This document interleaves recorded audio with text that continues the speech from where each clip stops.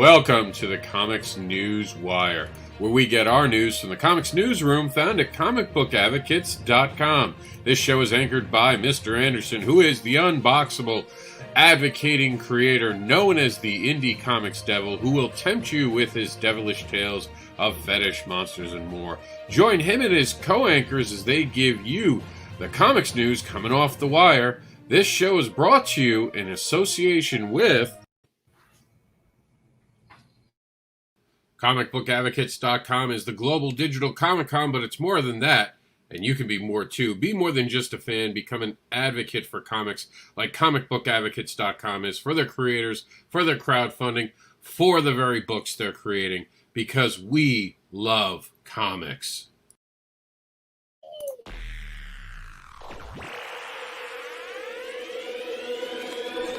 At Geek Insider, we foster relationships with those in the geek sphere so we can give our audience the insider view of entertainment, tech, and more.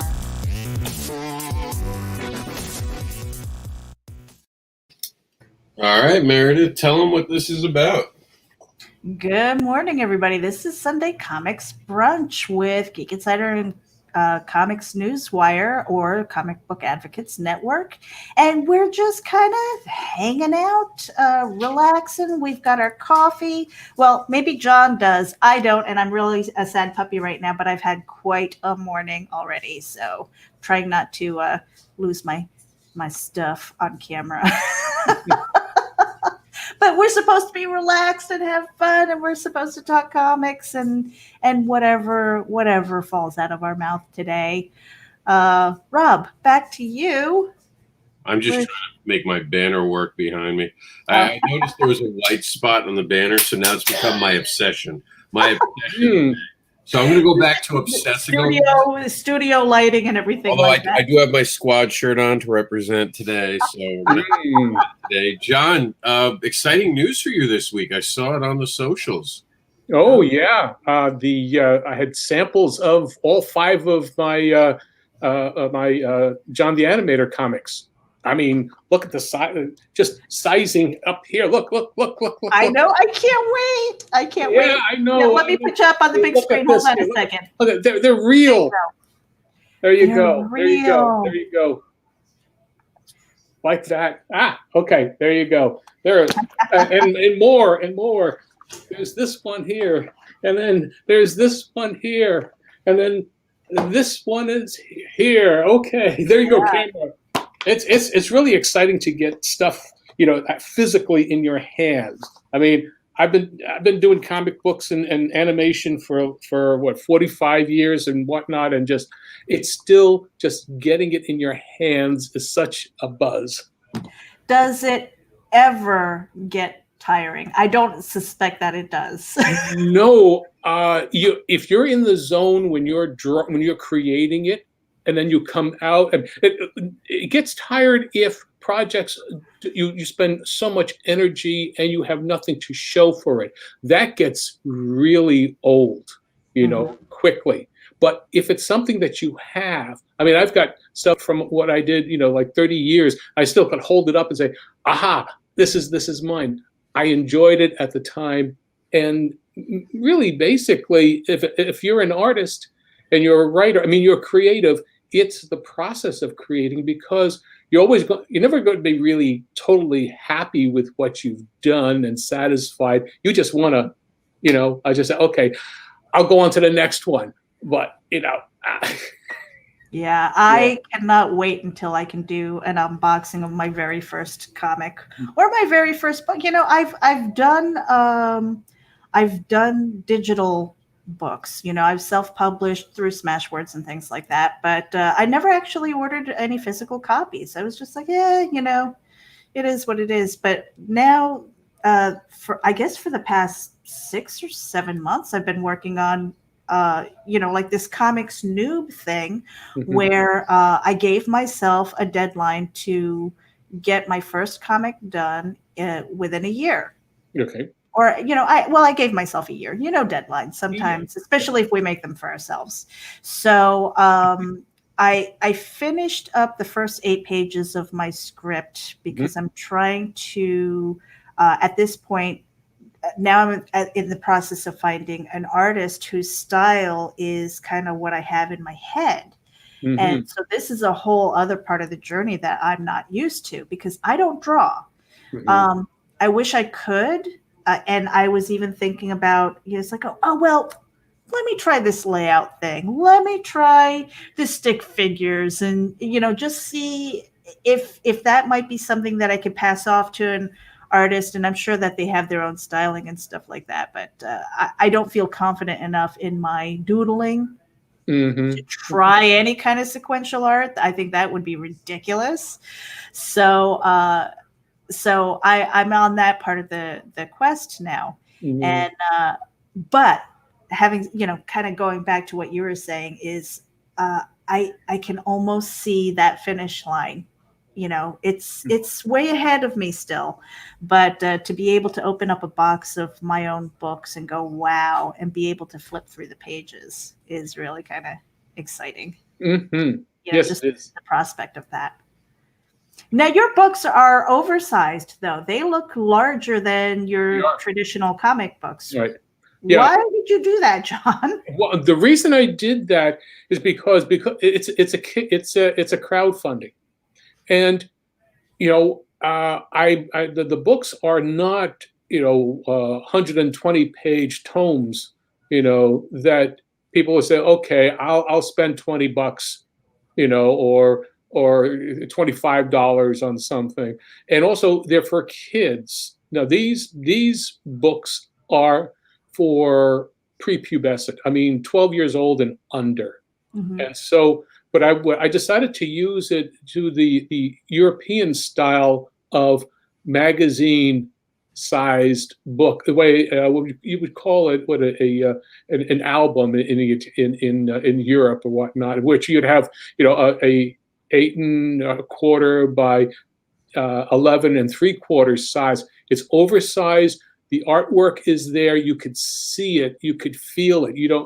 I've always been frustrated by the size of comic books because the art is so constricted. And I wanted this here to be at least people to feel that, okay, I'm getting a bit more than what I would get if I bought a regular comic book. It was a decision on that part. That's why. Okay. All right. And Rob, are you done fiddling with your background there? No, I'm not. It's bothering me this morning for some reason. I will get to work by the end of the show today. But you can ask me. Because I was going to say, because this is Sunday brunch, and again, it's like we're kind of laid back and stuff. So I'm waiting for you to get back and kind of share what some of those headlines were that we're talking about. And while we're waiting, we do have a few people that we're waiting for. NS Eskander is she is going to be in here. I know she had some errands to do. JD Calderon is, I think he's finishing up with Sunday Funnies. I believe that he's going to be joining us, as well as Russ Leach. And yeah, he was over at Sunday Funnies too. Yeah, so they're, and it's not even like a press junket or anything like that. It's just like, hey, come on over and join us. But yeah, and I don't want to leave John the animator by himself because like I said, I left my coffee over there and I'm such a sad puppy right now. There, you see, there you go. There. I know. Yeah. I'm trying. It's almost there. I promise. You need to get maybe better lighting so you're not worried about what that looks like in your house. No, I was trying to get the Cat Dad and Supermom to actually say, because I helped promote that book because it was originally actually produced through our Advocate Comics line, and it's gone over to Terraform at the moment, and we were trying to get also to have Bobby Gregory to be on the show today, but he having some internet issues, won't be able to join us. So it's just one of those mornings. It's Sunday morning brunch. It happens. I know enough about the projects. I've promoted it in the past that I can answer most of the questions. Mm-hmm. So I hear he's a good-looking guy, though. But if you got to go get coffee, go ahead. Does he keep a shirt on, Bobby Gregory? Yeah, he's all wholesome and stuff.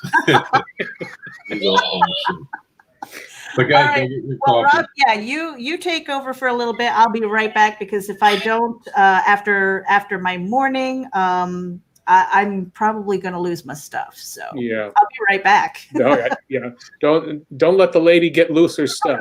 Yeah, you don't want to see that happen. You No. think Hulk is bad? You haven't seen me without coffee.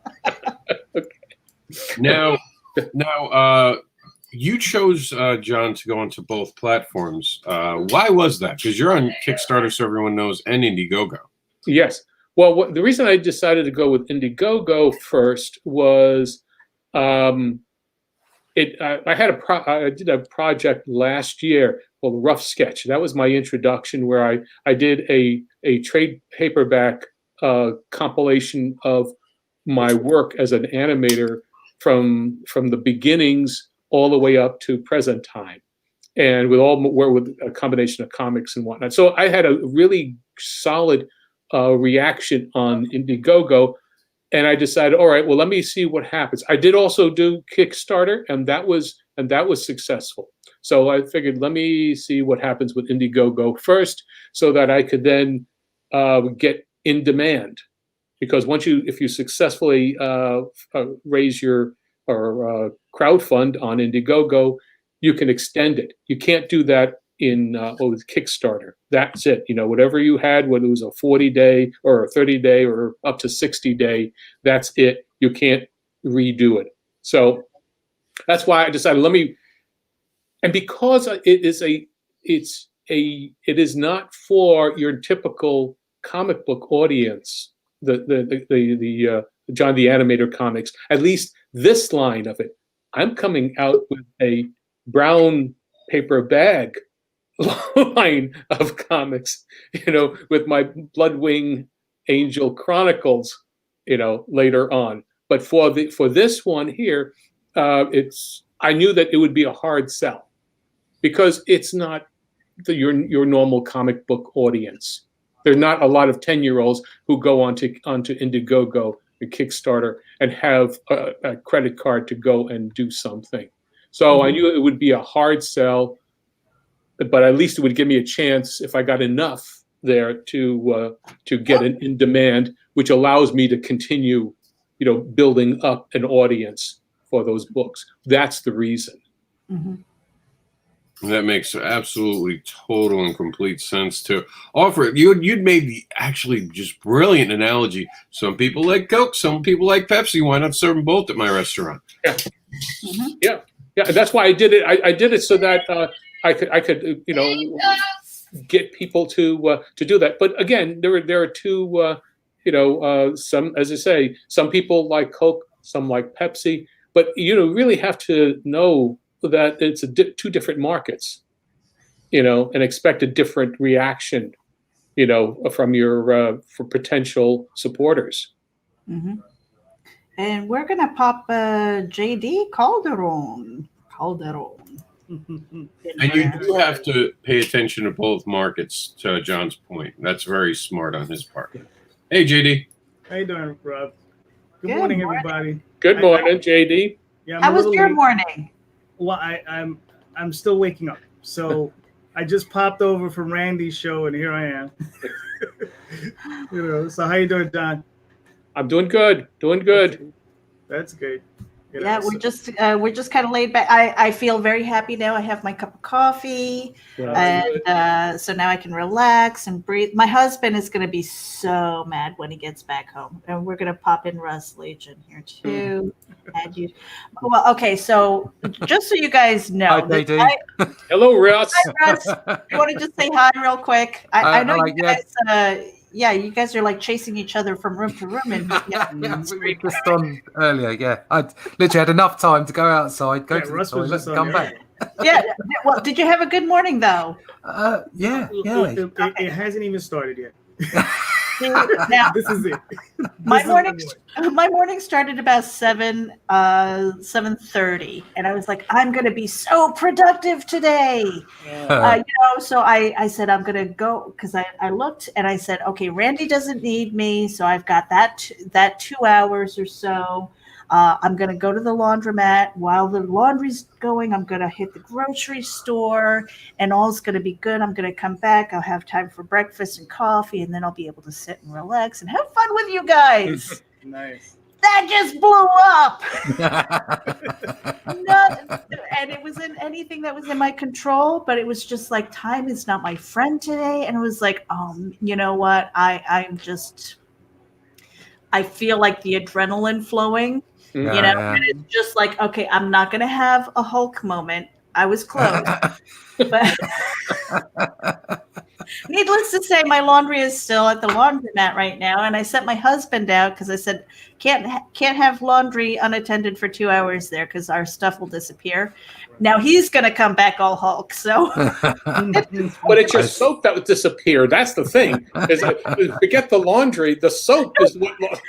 That's what happened though. My soap disappeared because they were having problems processing the credit card on the machines, and they got rid of their change machines. So now you have to swipe your card. So I said, okay. It kept on declining. They said we have to set the machines. It's all of them. It's not your card. I said, okay, fine. While that's resetting, I've got a few minutes. I'm just literally going to walk around the corner because the grocery store is right there. I did that. I came back, and the laundry attendant is scooping out my laundry detergent. And I'm like, hi, what are you doing? She said, oh my God, I totally forgot. I'm like, I don't know. My laundry detergent's on top of the machine. My clothes are dry in the washer, and you were resetting the system. I'm like, it's okay. You know, the Cheshire cat smile with too many teeth. It's okay. So that's like 25 minutes gone because I timed it. I timed it so that I could be back and relax. So I did have to bug my husband on his one day off. So yeah, that was my morning. But I hope you guys had a much better morning than I did. I'm learning how to do two things at once. I'm not very good at it. but having a campaign going and coming on and speaking to everybody, which is lovely, does kind of eat into your art time. So I'm having to draw while I'm talking, which isn't always easy because I'm not very good at doing two things at once. Well, it's patting your head and rubbing your belly counterclockwise. That's the thing. There's a trick. I try not to do that, or that takes up all my time. Yeah.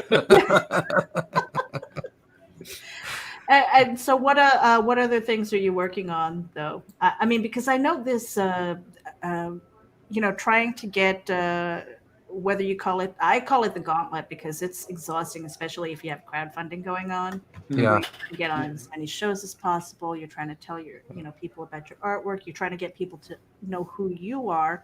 But then there's this whole other life. I don't know, like the rest of your life that you have to deal with. I'm fortunate that I have been illustrating full time for quite some time now. The terrible activities of 2020 have actually given me an opportunity to get on with my book because my other clients' work had to stop. Most of my work was storyboarding, and so the filming had to stop until the end of the year. So that's how I've had a massive pause on that. The other project I was heavily involved with was investor driven. So we've been rocking for quite a while, and then kind of obviously confidence fell out of the market, so everyone was sort of wound back in. That was comic book related. It was all it was a company called Charisma, and it's AI driven storytelling through comic book pages or comic book panels via tablets and phones. So that was kind of cool stuff and fun to do, but they're investor driven, so they wound that back, and nothing was there. I had a cliff face. However, they furloughed me. The government have done what they have. Self-employed people been very fortunate in that, and I decided to make use of that time and get on and make my book, because what I'd really like to do is make it my sole income, if that's at all possible. I don't need a huge amount. I've kind of maneuvered myself into a situation where I don't need huge amounts, and it would be really good. So my aim is, if I can make it to, I'm obviously not going to make it first time round, but my target would be 500 customers, 500 people who really enjoy my work on a rolling basis, and that would create enough for me to continue ad infinitum.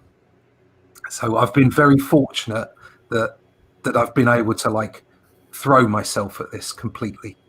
So production wise, I wanted to get as much production done prior to going to my campaigns. I got all the writing, the penciling, half the inking was done, or about a quarter of the inking was done prior to my campaign launch, which means that I can go to print in November and get the book out for the early part of next year. I'm looking at January. That's the delivery date. So, I don't know that I could do it. I was working full time for other people and saying, right, I need a day a week to go and draw and to create. And of course, that doesn't happen very quickly. Trying to put together an 80-page graphic novel, 1 page a week, takes a long time. It takes 80 weeks. Yeah, it takes a long time. Well, even more than that, because it's still everything, isn't it? It's so I've been fortunate in that case. Well, but it's tough throwing yourself at the wall and trying to get through a campaign and getting work done. And well, our background just changed because I'm looking for a little bump, and then we're gonna let the two new people come in and introduce themselves really quickly. So give us 1 second. We'll be right back. This is the Legend of the Traveling TARDIS. Follow us on Facebook, Twitter, and Instagram. Subscribe to us wherever you listen to your favorite podcasts. Also catch us on the HWWS Web TV YouTube channel. Subscribe today and become part of the legend. All right, we're back. This is Sunday Funnies with Comic Newswire, Comic Book Advocates Network, and Geek Insider. And joining us a little bit late. I don't know. I know Ennis had some errands and stuff. And Jamie, is that how you say your name?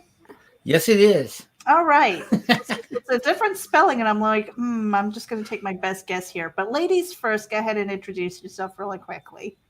Hi, I'm Enes Iskander. I'm the writer and creator of Ava, which is a campaign currently in demand on Indiegogo. It's a cyberpunk sci-fi comic, based on a love of 80s sci-fi and dance flicks. So yeah, and for anybody who's listening, she's across the pond too. So you and Russ, you might be hello. Hello. He's already something else I've got here. Hello. I recognize that. Yeah. Fantastic stuff. Ennis might be hitting the wine already. I didn't get to pick up the whiskey, though. I'm really having a morning, you guys. Yeah, I'm trying to calm my nerves down. It's like I had a bit of a rush because we have Sunday trading hours, so the supermarket closes at 4:00, so I had to rush like a lunatic. Sorry, I may have caused some, interest. My driving was interesting. All right. Laws may have been broken. Uh-oh. And Jamie, how about you? Tell us a little bit about yourself. Introduce yourself. I'm a writer and podcaster, webcomics reviews and interviews. Basically, we're a 360 show for comic creation, focusing on the writing and the business aspects of it. All right. Did we get to introduce everybody else? Russ, I don't know that you did. JD. Oh, no. I think me and JD were kind of discussing, and you asked me about how my day had been, and My name's Russ Leach. We just know how the few hours before this is. We just know how useless I am at doing two things at once. My name's Russ Leach. I am on YouTube. I'm Comic Book Black Belt. You can find me at russleach.com, at comicbookblackbelt.com, and you can find out about my new book, Only Death Can Save Us, at onlydeathcansavus.com. There is a link to the campaign there. I'm an illustrator. I've been working full-time illustration for 10 years, had a production career prior to that, and I've worked on things like Doctor Who, Ben 10, and with Marvel recently on their art book, How to Draw the Marvel Way. Okay, JD, really quickly, you want to introduce yourself? I don't know if we had a chance to do that. Yeah, my name is JD Caldwell, and I'm the writer and creator of the Oswald Chronicles, where you can find it on oswaldchronicles.com, or you can also find me on 12talesonline.com. I also have a YouTube channel under JD Calderon, where I interview all kinds of independent creators. And one day I would hopefully like to have everybody on. So, Yeah. there we go.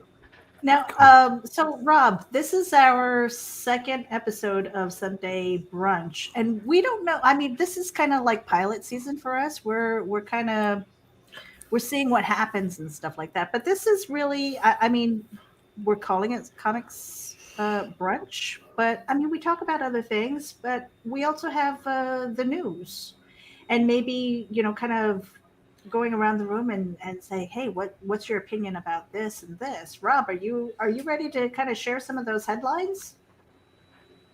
I'm always ready. Just how it is. So one of the news things that was going around this week, of course, was the big deal with Scout COMiX. Scout's part of Scouts. Scout COMiX itself has that Simon and Schuster. Schuster deal, which is pretty big for an independent publisher. I don't even know if you could call them an independent publisher anymore, because they're the 8th publisher on the ranking system. They just might be a comic book publisher now. No longer even considered that, because they've gotten into such commercial places now. That this might also be their graduation to just being a publisher.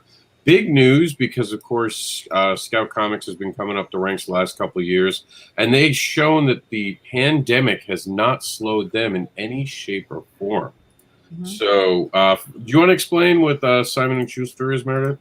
Simon & Schuster is just a publisher. I mean, I've known about them since I was growing up, with all of the books and things. So it's really exciting for me to see that they are adopting more and more graphic novels and comic books. I mean, I think that's very, very exciting. And I kind of want to go around the room and ask you guys if you have an opinion about it, if you didn't even know about it, or, like thoughts. And because we have so many people in the room, if you've got something to say, make sure you raise your hand or unmute yourself if you are muted, so that we know that you want to speak. Anybody on Simon & Schuster and Scout COMiX? That could actually be a major deal. I mean, Simon & Schuster is like one of the bigger publishing companies. So that, having been signed on with them plus their resources, that's going to be interesting to see what happens. Yeah, I mean, I cannot wait to see what their updated catalog will look like, or if they're going to keep it kind of separated as far as prose and then graphic novels and things like that. So it's going to be really interesting to see. It'd be interesting to see what kind of if Scout was if as an independent publisher, you call your own shots. Now that it's part of Simon & Schuster, which is part of the owned by CBS, there's now a pipeline of what can be done. You now have a lot more hoops to run through, to jump through, to get something okay. Oh, wow. Well, I mean, this is a distribution deal. They won't have any control over Scout. Scout still makes all their own calls. Okay. They are just coming in as a distribution. They will, of course, have control over the distribution end, and those hoops will be in place. I'm absolutely sure John's right. But just for clarity's sakes, the press release stressed that this was a distribution deal. Right. Okay. Right. And you know what? It could lead to more things. Speaking to what Rob was saying, it could, but it has. I don't think it's quite there yet. Mm-hmm. Yeah. Sorry, John. Go ahead. No, I was just going to say that once distribution, the fact of the matter is that I know from personal experience back in the 90s when we were doing, my wife and I were self-publishing crime fiction novels. The shelf life of a book, rapidly diminished from word of mouth to sales to about maybe 6 weeks on the shelf, and then it was gone. It was returned. There's also the thing about that actually it's now like maybe 4 weeks, and it's like milk. It sours. You don't get a chance to have any kind of word of mouth. So what kind of money and advertising that promotion to be able to do. There's always financial limitations. So therefore, you have to start pumping, more money into fewer projects. Mm-hmm. So it'll be interesting to see what changes are made because of that. Yeah, it'll also be interesting to see if their main focus is going to be bookstores or libraries, because I think Simon and Schuster also they distribute to libraries as well, and that's a huge market. If you've ever Googled how many libraries are in America, I think it's well over 10,000. And I mean, there's a lot of libraries. If you can just get 1 or 2 books in each library, you've made a mint. Mm-hmm. And Rob, what else do we have as far as headlines? Well, we didn't talk to Ines. I was kind of curious. Yeah. What She didn't raise her hand, so I figured that she was Well, like, I wanted to know in England. We're not talking to the people in England if they know what Simon and Schuster is. Like, I'm unaware because this is an international deal, according to the press release from Scout. I'm not saying that they're lying, but I'm saying I was curious if you guys had heard that name, if you were used to that name over. No, I've not heard of that name. That's why I remained quiet. I was hoping you wouldn't put me on the spot. Make eye contact, Next time I'll hide behind, when there's a question that I don't know how to answer, I'll just do this. Like, I'm not here. I'm with Ava. I have nothing of any interest to add to this because I really don't know who they are. So. But that's an important thing, though, for this conversation, is that on our side, we're being told this is a big deal. If you really want to know it's a big deal, you got to ask your friends across the pond. Mm-hmm. Hey, do you guys even know who these people are? For over here, that's why I wanted Meredith to explain it at the beginning, and she left out a few things. They deal with Barnes & Nobles over here, our chain bookstores. Mm-hmm. They deal with Books A Million, our chain bookstores. They also deal with actual real Walmart. They have some books in Walmart. They have some books in Target.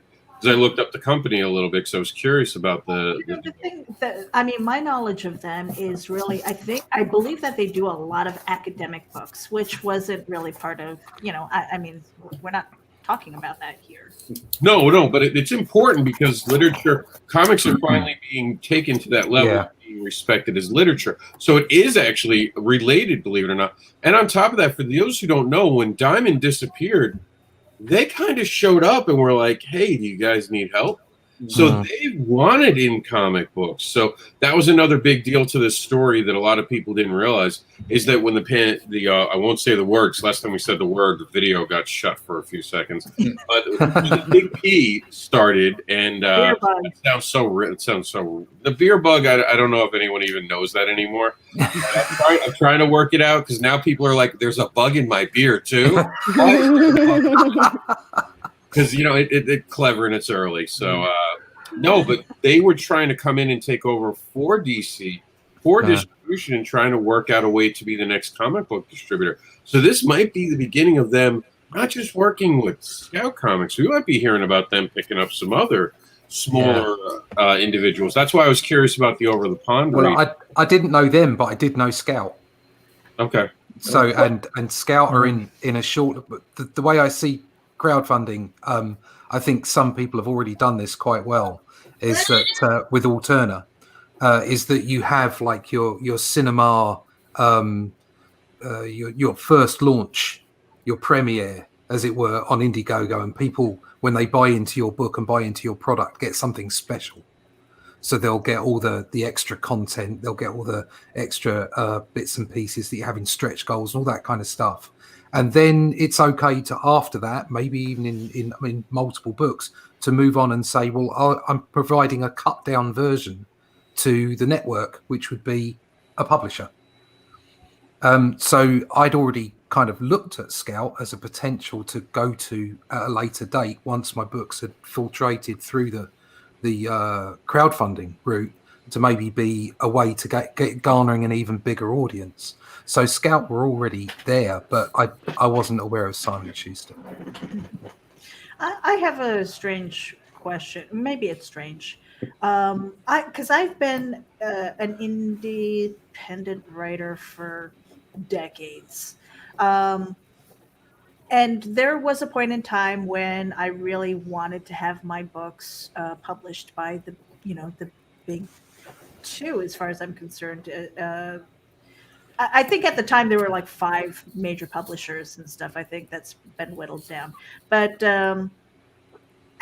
after so many years, though, and just trying to build my own voice, my own brand, and things like that, I love the idea that I'm an independent. I embrace that title. And so when I hear Rob saying, "Oh, they might actually be mainstream now. Scout might actually be like just a publisher," and I'm just like, "Oh, I mean, it's something that, of course, you strive for because their distribution network is so huge, and that's where you can make some money. But at the same time, I'm like, I don't want to shed my indie." I think it's a balance. I think there's a balance to be had. It's not about money per se. It's about audience as far as reach is concerned. Yeah. So you want to tell a story. You want to connect with as many people as possible. That's why we all do it. Obviously, we want to get paid for it. We want to be remunerated for the work that we put in. But at the same time, we are kind of here to tell stories first. And of course, if you can connect with other publishers or with distribution channels, then you can distribute that story to an ever-growing audience. So, but I know what you mean, because you don't want to sell your soul. Yes. You don't want to sell out your ideas and go, "Oh, well, maybe I'll cut that bit because the publisher says." That's the last thing you want to do as an indie developer. Mm-hmm. But I'll blow Meredith's mind, what she's not realizing is just the fact that they're going to be known as mainstream doesn't change the fact that they're letting independent creators come on that journey. So they have become a portal. So when you get accepted into Scout now, you're instantly leveling up. You're being taken to the next level. And they're taking some great creators. Richard Rivera is going to be over on that side. He does, of course, Stabby Bunny. And he recently got promoted to the Scoop. Jamie. No, you have to understand, part of being a comic is you start looking at a lot of weird patterns. And I'm looking back at Platinum Studios, and what I'm looking at right now is that if Simon Schuster is affiliated with CBS Studios, that would also mean the possibility that the comic books they're looking for would also be looking for production deals for CBS. Mm-hmm. Yep. And I'm thinking CBS Studios doing Stabby Bunny would be absolutely hilarious. Well, I'm sure. I mean, they have their own platform and stuff. The opportunities are out there now, and comics are being taken seriously. I don't know if anyone's watching the new Utopia show. Yep. In fact, I finished it this morning. Okay, that takes I haven't finished the whole thing yet, but it's something on Amazon Prime. It takes a lot of digs at comic books, and it's written by someone who doesn't understand comic books, and you can tell by the little jabs they give at the creators, the jabs they give at the different fan bases and all that. And I'll be honest. What show is this again? Utopia. You should know. I'm sorry. You should know it's British because it's one of the imports. It's 2 seasons over in Britain. Okay. Yeah, I've got Amazon Prime, so I'll have a look at it. And I'm tempted to look into. May it burn in hell. Yeah, I just finished it. I'm sort of really plus minus. I'm really curious about the British show because here it was a really great show as long as you don't think too hard. So. Yeah, I'm a writer. There's no way I don't think. Let me ask. That's a good question for my writers in the room, and I think we're all just about writers in here. Some of you are just duly talented, and we secretly hate you. The writers in the room, do you guys really watch shows, and when you see the doors the other writers are leaving open, you're like, "Oh, come on, that's too easy." Do you get distracted by poor writing? Because I can't help it. From songwriting to television to even cartoons. Like, I watch the Paw Patrol, and I can give the next line. And it bothers me, and I'm like, Jack, this is ridiculous. Level up, kid. Level up. Let's go watch Transformers. It depends on what kind of thinking I'm doing at time. There's some shows I watch that I know I have to turn off part of the writer's brain to enjoy, and that's fine. You go on a roller coaster, you don't want to worry about the engineering.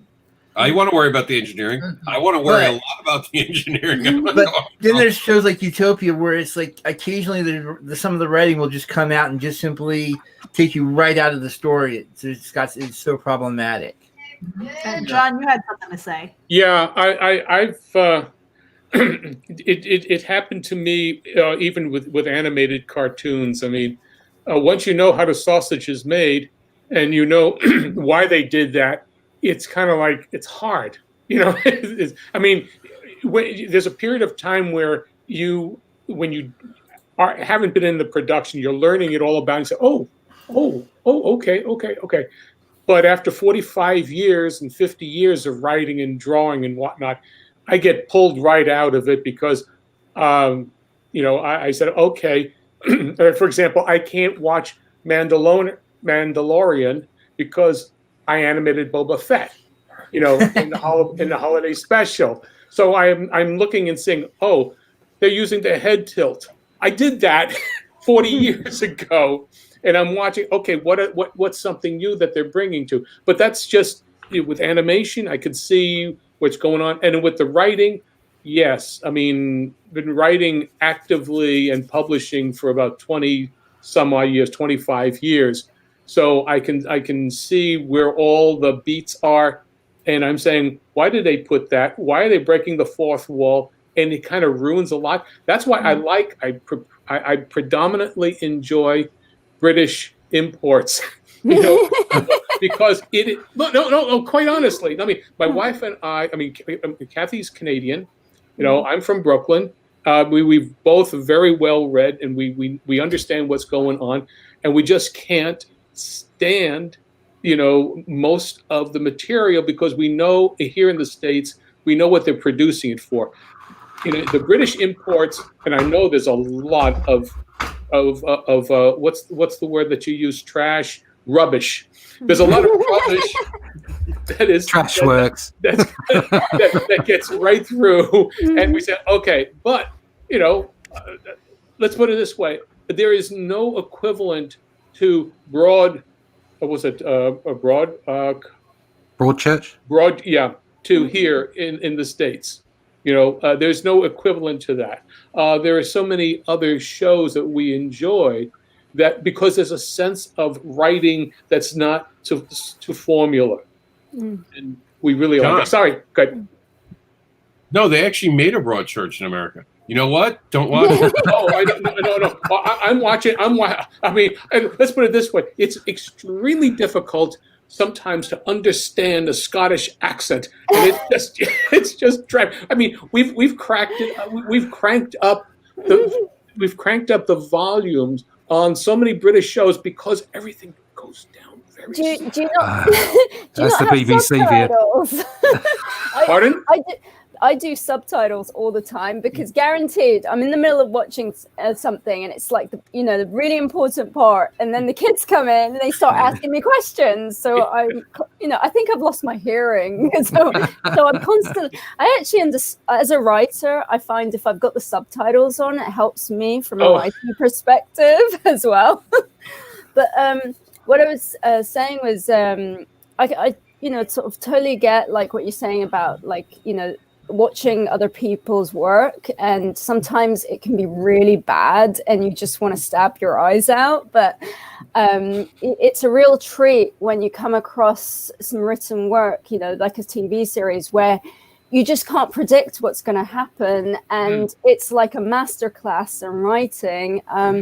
I mean, I recently I've been watching The Boys. There's a show called Perry Mason. It's like it shows how he was before he became a lawyer, and I absolutely loved it. Is that on HBO over there? Do you guys get HBO? I think it was. Yeah, we've got HBO, and I absolutely loved it. It was a slow start too. At first, you're like, "Why am I watching this?" And by the end, you're demanding more. I love period dramas, and that classic. Yeah. I do too, but I love that slow boil in a story where the writer gets you just hooked enough in the beginning to go to that next one and the next one, and the next thing you know, you're trying to race through it. You're like binge watching. Yeah, exactly. You get to a point where it's like you want more and more because it's just you want to get some relief because he's constantly up against it, one thing after another, and you just think, my goodness, how much more can he take and how much more can I take, and you really want to get to the end because you you want to see him win and kind of be the better man for his son as well. And I absolutely love that. And yeah, The Boys, just currently, that's what I'm watching now. Wow. It's just, I love things that are just so corrupt and insane. So yeah. Oh yeah. I was watching Preacher, and I couldn't stop watching that. I have to say, What is that on? That's on. I think that might have been on Amazon, wasn't it? Amazon. Well, I know it's AMC in the States. I think it's on Amazon Prime. Yeah, it would either be on Amazon Prime or Hulu might have it, just because it's a television. A lot of Walking Dead goes, I know, to Hulu. So that was really good. That I couldn't stop watching that. I'm not much of a writer myself, to be honest. I like I'm pretty shallow, if I'm truthful. I like big explosions and special effects, and I get easily taken by that kind of thing. So I watch some really trash films that other people are going, "Oh wow, did you see what that person did in that? That didn't work at all." I'm like, I don't care. There was an explosion. What's wrong with you? So I can kind of remove myself, but it's still the case that. So, for instance, I've been a bit like that with superhero films simply because there was my little inner child sitting there watching it while I was watching it with my mouth agape, like something like Civil War, when you saw all those guys beating each other up and all the heroes were there and you're like, oh, this is great. I'm like a little kid. And all you could think of was the special effects and the big giant Ant-Man and all the rest of it. But actually, it's not classic stuff, is it? But then there are times when I do switch the brain on and I'll be watching something and I just have to step away from it because it's so badly written that it's either so clear what's going to happen in the end, or characters do things that you think, no, they wouldn't do that. And characterization is hugely important to writing. You've got to, because some people seem to come from it from a perspective of plot, while others come from characterization. I really believe it's a balance of the two. And if it's not in balance, then you don't watch it. Me and my wife have been watching Waking the Dead, which is kind of like 8 or 9 years old now. I think it finished a while ago. And I could really see the holes in it at the start. And then the writing just got better and better and better. And I had to watch it all the way through. So yeah, you know, even people like me can see holes in it, and it does become annoying. Yes. Yeah. Although there's nothing like a really bad. Oh movie. yeah. Really bad. Don't enjoy, like when they're so horrible. Like you see the car come down and the whole front explodes. A guy comes out of the window, and the next shot they're just driving fine, and the car's pristine. Yeah. I have a huge collection. Oh, I have a decent sized collection of bad movies. Right? And my wife is always like, why do you have these things? And I'm like, look, it's a mental exercise for me. I watch them and I fix them in my head. Okay, that's what I'm doing. I'm watching them and I'm fixing them in my head. You don't see the story I'm seeing. So, that's why you don't like it. I like the story because I'm telling a different story to myself. So. Yeah, for me, the biggest frustration, I think, is when I'm watching something or even reading something and it becomes so predictable. It's like, oh my God, I'm so bored. But when they turn it around, and I think that's the one thing, the reason why I love thrillers, like psychological thrillers, because they screw with your head. And I'm like, I love this, because it keeps me thinking. It's like, oh my God, I can't believe I just read that. What's next? And, so for me, it's that unexpected twist where you're kind of going around, and then all of a sudden they're like wham, and I'm like, oh man, So it's not quite the explosion, like bombs and things exploding, but it goes off in my head, and I love that. Well, that's sort of why I like my full moon movies, because they're the triple B rated. Don't get me wrong. But because they're having so much fun with the characters and getting into it, the filmmaking, and they're just having the sheer joy of cinematography going on, that's sort of fun to watch. That, and they have weird things happen in a lot of places. So, well, if the writers have set up your characters with goals that are against each other, then you follow them. You can't have the same types of characters, duplicating them just because they're easy or you've seen it before. And people for episodic a series, whether it be comic books or even movies, like TV, people come to see the story, but they also come to see the characters. That's what brings them back in. Mm-hmm. And that they want to say, how do you get out of it? What's going to happen to this person? Which is still Perils of Pauline, the old serial ones. But psychologically, you want to see how the character develops. And one of pieces of solid writing was The Good Wife. Kathy and I, really enjoyed the writing in those 7 years. And maybe we were some of the few people who did enjoy it, but we like to see how someone who develops over a period of time and grows, and we see what the result is at the end. So we really enjoyed that much. And as a piece of solid story writing in American stuff, that really kept us coming back every week. So. Well, I do want to say one quick thing, Meredith, and I'll give it right back to you. Not a joke. One of my favorite shows is The Golden Girls. I actually have no problem wearing this in the street and anything. I remember the first time I wore a shirt like that to a con. People were like, I can't believe you're a Golden Girls fan. I was like, why? It's actually great storytelling that still stands up. You can still watch Golden Girls today, and it has not been. Some of the jokes are a little 80s, but for the most part, it flies under the radar. And it's one of those things they were dealing with real world issues that we still deal with. They were one of the first shows that were pro-gay characters. So you look back and you're like, wow, that's good storytelling. Good storytelling, it doesn't matter when it was told, it'll hold up. Mm-hmm. And that's very important. Go ahead, Meredith. Well, I was going to say, piggybacking really quickly before we take a quick break, and then we'll come back and get a headline from you. But yeah, I mean, if there's really good storytelling, it'll last the test of time. The only thing that we can then joke about might be their wardrobe and their hairstyles. But so we'll be right back after this quick break. Time to refill your coffee if you need to. Check it out. MobileEdge.com has award-winning products with innovative features and contemporary, edgy designs that empower you to look sharp and travel smart with your mobile tech. Your beloved, not to mention expensive gaming gear and mobile tech devices are an extension of you, so give them the protection and style they deserve wherever you go. Find them at MobileEdge.com and protect your tech with Mobile Edge. Bring it on. Hey Geek Insiders, Mobile Edge has a special coupon code for our dedicated listeners. Get 25% off your Mobile Edge gear using coupon code GEEK25. That's GEEK25. Geek out. Okay, and we're back. Welcome to Sunday Brunch. John, I know that you have to get going pretty soon because you have a long-standing tradition with your wife, and we do not want to make her mad. Oh, no.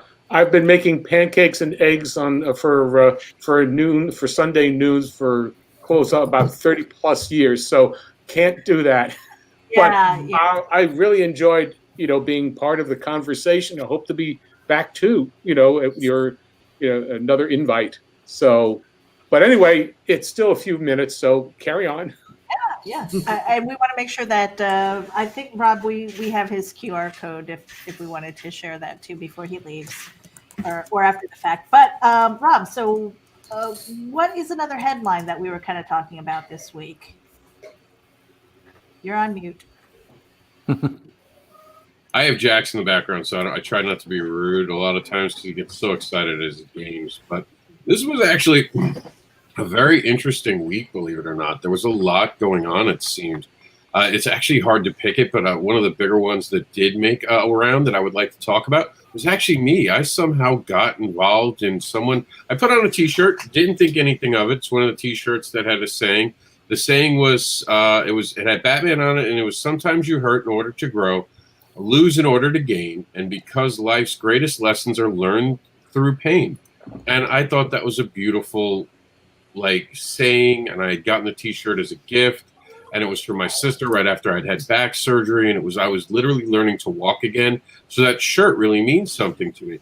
So I just picked that because people have been so divisive and so, dickish to each other lately that I want to remind people to not only stay in their own lane, but realize that we all have a journey in this planet, and it's a painful one at times. And we all get to the finish line after going through pain. And immediately, Randy goes, is that fan art? And it was the last thing I would have thought of, but it gave an important discussion, which I'm going to give to you guys today. Do you guys really pay attention when you're buying your merchandise to whether or not it's officially licensed? Because it made for an interesting story. The ultimate answer is I don't know, because it was a gift. It was bought off of a website, and you assume when you buy it off a website they're reputable, but you find out later that, and I didn't know what I knew back then. That shirt I got when I had surgery all the way back in 2014. 6 years later, I'll be damned if I could even tell you the site it came from, let alone anything. I even looked through my feed this week trying to find it randomly, and I could never find it in my feed. So if it was there was one link that disappeared, and my sister said, "Do you like this?" And the entire thing is gone. So I couldn't even tell you now. It's a bad sign that it's gone, but I couldn't tell you. But as far as merchandise, when you buy something, do you check to make sure? Like if you guys go to cons, are you asking the artist, do you have the right to produce this? Is that something that registers to you guys as creators? I think it has to be really interesting. I mean, the problem is I know most of the stuff, especially at conventions and you see online, is pretty much fan art or is not exactly licensed. So with me, if it's really good, I'll debate it otherwise. And that's only for but I think I start hitting a really weird area when I start hitting the smaller companies and the characters that are involved with that. Because I want to see the characters get a piece of it. You're not going to see that with a lot of the fan art T-shirts. Yeah, I have trouble buying prints of characters that are not owned by the people that are selling them.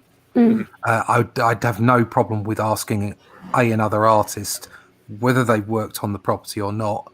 If I like their art for a commission piece, that's okay. That's art. That's fine. But I think if you're selling prints, then you really ought to own what you're selling. And unfortunately, that does mean that you've got to kind of scale that up to big corporates as well. You can't just say, "Oh, it's one rule for me," or one rule for these small guys, but another rule for the big guys. So I understand it's really tricky, and of course, the bigger companies, I mean, we're talking people like Marvel and Disney and what have you, certainly until recently weren't too worried. I mean, as long as you're not selling thousands on a shop, they tend to leave you alone. You don't get a cease and desist. But I certainly, I think I couldn't buy, say, something that Ava had created in a print because it had become popular by another artist. That would be wrong. It's just because that's not theirs to sell. If you see what I mean, it's one thing to do a piece of fan art as a commission. It's quite another to start making a conveyor belt of product out. Oh yeah. So yeah. Yeah, no, definitely. I wouldn't be happy if somebody was using my sort of art, like at the end of it, I didn't draw it, but Timothy did, and I own the copyright. If somebody's out there sort of doing, sort of versions of Ava and then selling it off, that's not right, because you're in breach of copyrights, and it's like you're owning a product or something. You've worked really hard to create this, and then sort of if something's being sold, then people have to ask for permission. You can, I mean, here when I was working in the fashion industry, if you use Disney characters, you have to buy a license to use those Disney characters, to put them on the pajamas and all that, and you have to pay a fee. I don't really, I mean, it's not right whether you're small potatoes or big potatoes. You have to adhere to the same rules and regulations, and you have to do what's right by the creator and make sure they get their dues. No, I agree totally. So I do make sure that it's official merchandise. I won't buy something that's sort of be made by somebody who doesn't have the permission to do it. I don't know. I'm a little.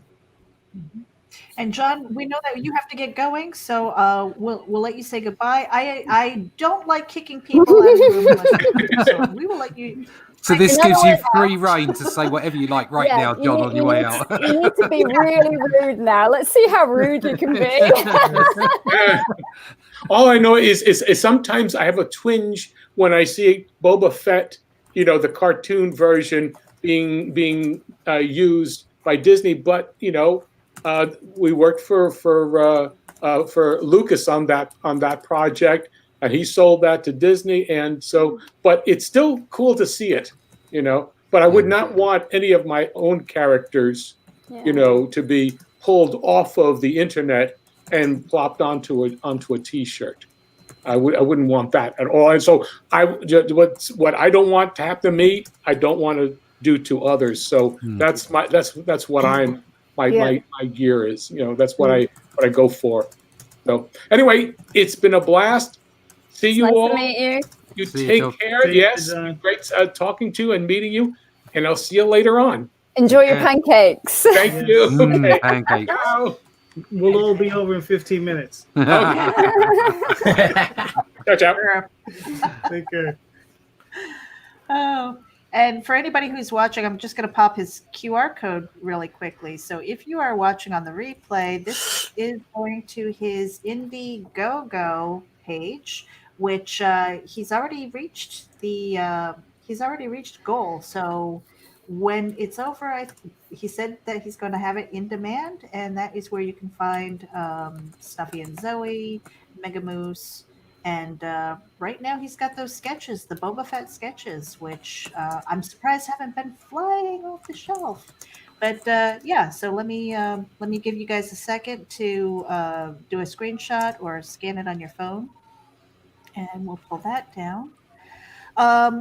So continuing with the conversation as far as copyrighted things, trademarked things.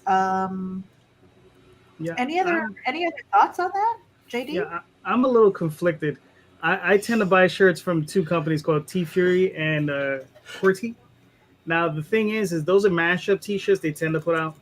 And the thing is these are things that, if not gotten through there, you'll never get them. And the artists do benefit from this stuff. And I know there's that gray area of, these big companies not making money off of their product. But the thing is I also have, depending on the company, depending, whether it's Marvel or DC, I have issues with them. They've been ripping off their creators for years. So, when a robber, when you steal from a thief, what are you really doing? But I mean, that's contract talk. That's way too heavy for today. Well, we're talking about moral issues here. We're not even talking about contracts. No, but even moral issues, that's way too heavy for this program. We're going to get hate mail over, blah, blah. I don't want the fight. I don't care. We have to live by the law. If we don't live by laws, why are we wearing clothes? We just run around naked. That's what I'm doing now. That's why you only have the mouse. Yeah, it could be worse.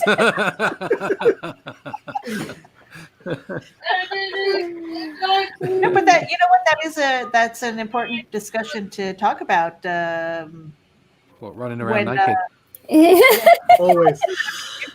Hey. It's quite liberating, actually. I don't do naked, okay? I can watch. I could sit around and watch for a while. See, and Anna's here, she loves the burlesque stuff, so we got to keep an eye on her. I promised my boyfriend for his birthday I'd take him to a burlesque show, so he's really up for it. Those can actually be sort of fun. Oh, they are. They're so much fun. Okay, Rob, do we have any more headlines?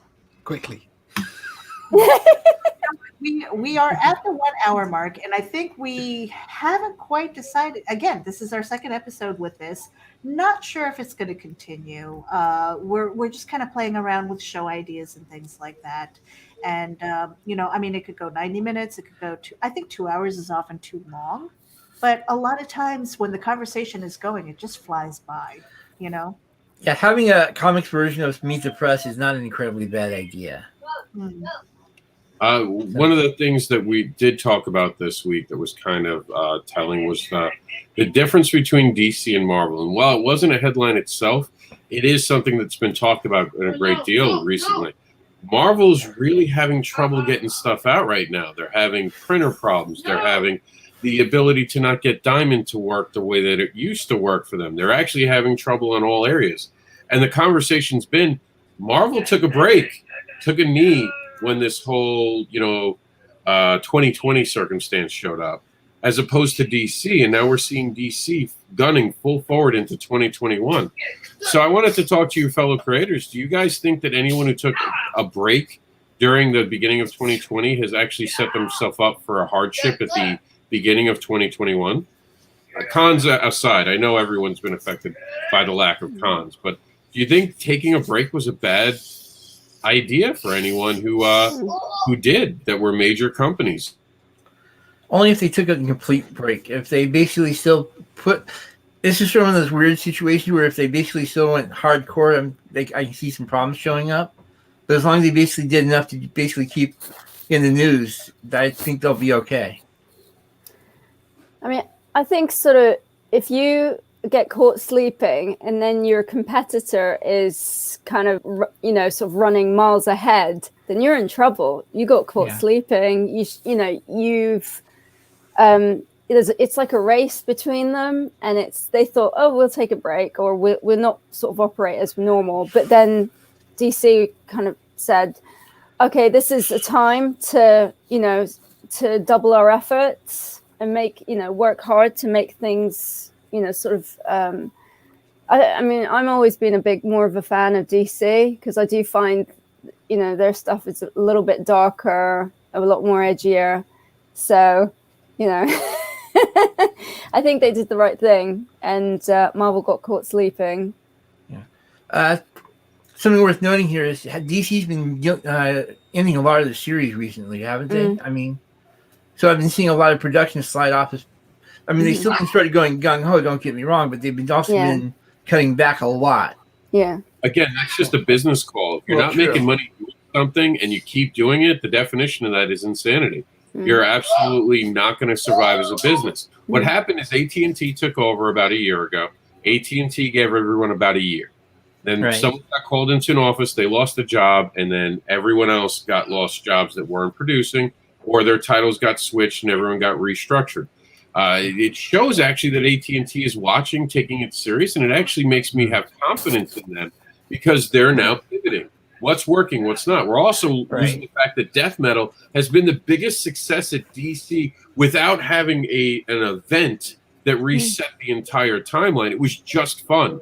And it was a fun project that's now spread and continued to grow. While Marvel every year is like, oh, well, how will we destroy everything this year? Stay tuned as we relaunch the whole brand.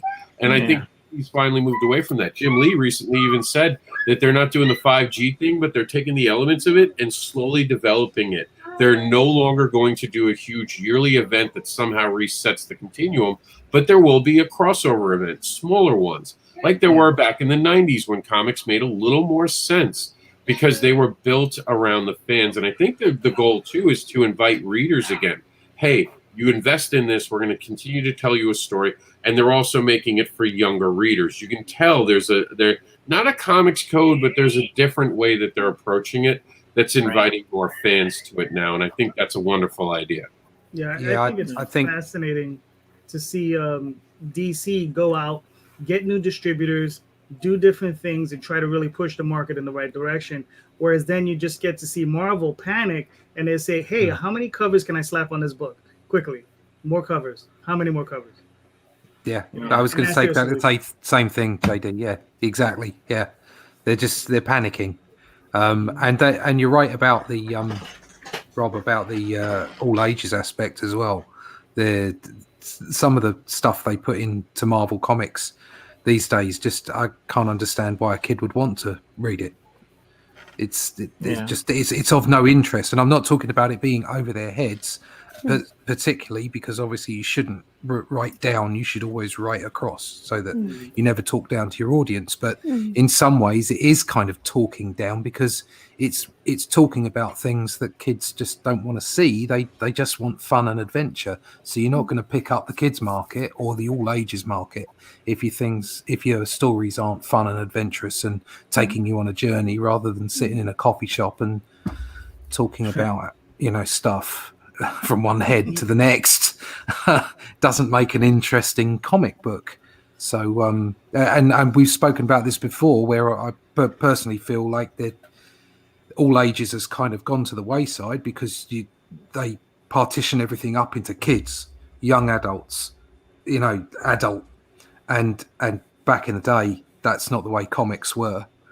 There was obviously a turn up of the nose towards comics, suggesting they were just for kids, but they were never written just for kids. They were written for everybody. That's why so many people, so many soldiers in the services and in the Navy and whatever. That's why they all had comics. My brother had comics. He was in the army. He was showing me comics when I was a kid, and it was across the readership, and that's kind of what's been lost, I think.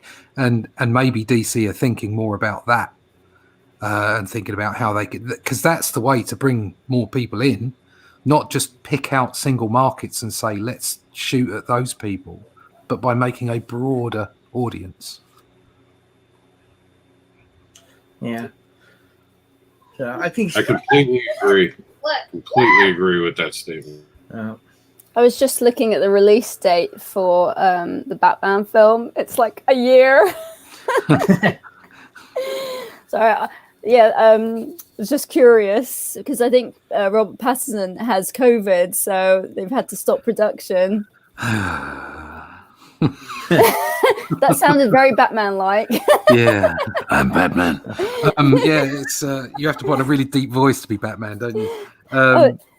Yeah. It's also The Witcher. He does that as well. I don't know. I'm kind of lost. Films have lost me at the moment. To be honest. You not a fan of the idea of having Robert Pattinson as Batman? If they do a kind of a year one thing, where they are actually, it's the younger version, I think that would work as long as they bring back Batfleck.